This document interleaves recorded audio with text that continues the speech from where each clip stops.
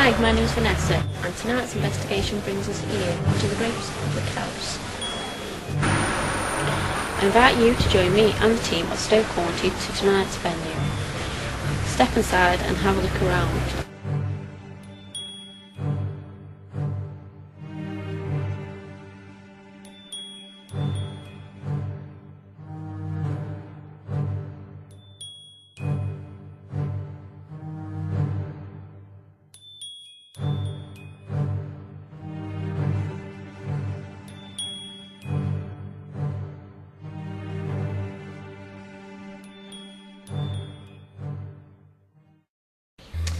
Before 1558, the area now known as New Chapel was called Thurstfield and was then a part of the much larger parish of Wolstanton.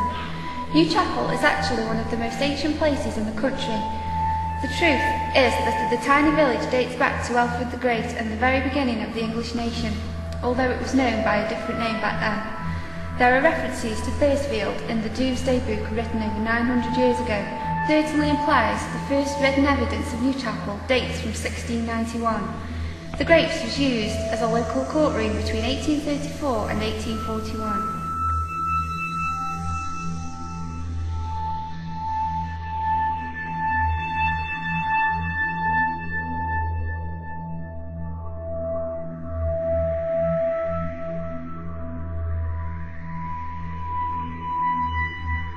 A stone chapel was built in 1558. It is believed that there has been a place of worship of some form in the area since the 13th century, and that the new chapel of 1558 was built to replace an existing one. The church was rebuilt in 1880 at a cost of £2,675, and this was the current church, which was consecrated on the 14th of February 1880. It has a western turret containing one bell and originally had seating for 300 people.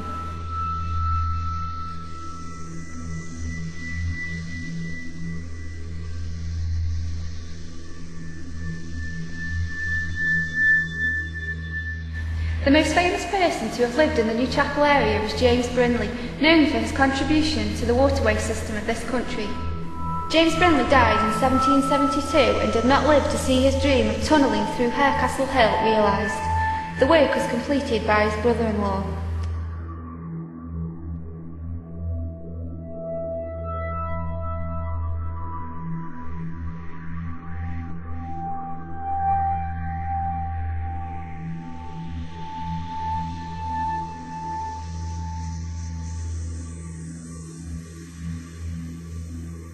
James Brindley was buried September 30th, 1772.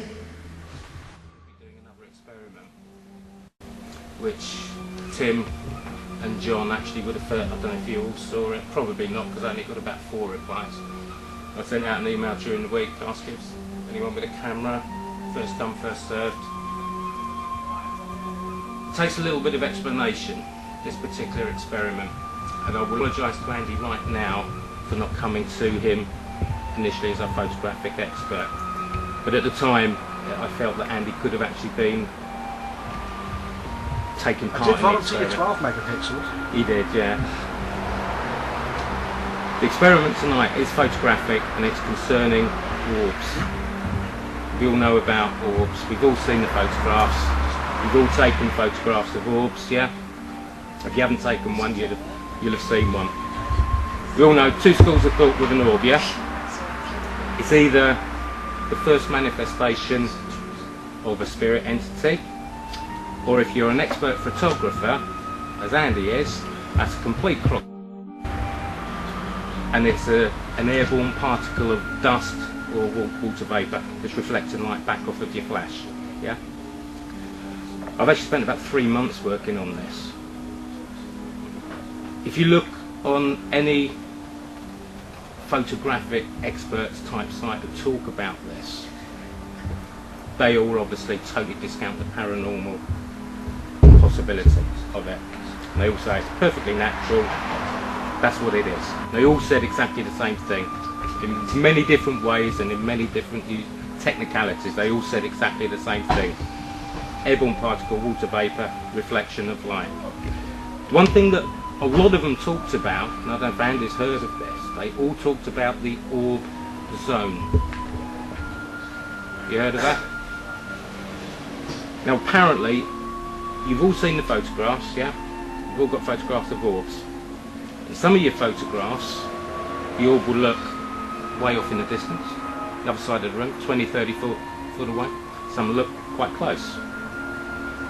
Apparently, that is total optical illusion.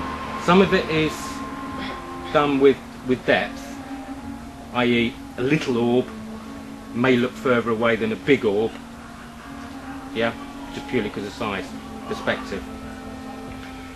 But according to all these experts, an orb, every single orb photograph that's ever been taken, the orb is in the orb zone. From that I developed a little theory of my own, and I spent the next 6 weeks searching and searching and searching the internet, looking for someone who had a similar theory. Could have gone straight to Andy and he would have probably told me, but I didn't want to at the time. Eventually found a website that agreed, or seemed to have the same thoughts as me. Was that if that is the case, that's what every single website says, that every single orb is in that zone, the orb zone, 2 cameras together, and this is where we're now talking about field view and depth of it, which I don't profess to understand at all.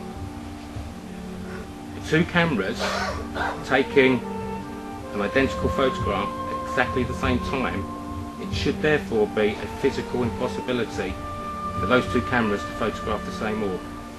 Then that's got to cast doubt, big doubt in my opinion, on the so-called photographic experts' theory. And I know Andy sits firmly in that corner. He totally agrees or believes that the paranormal explanation is a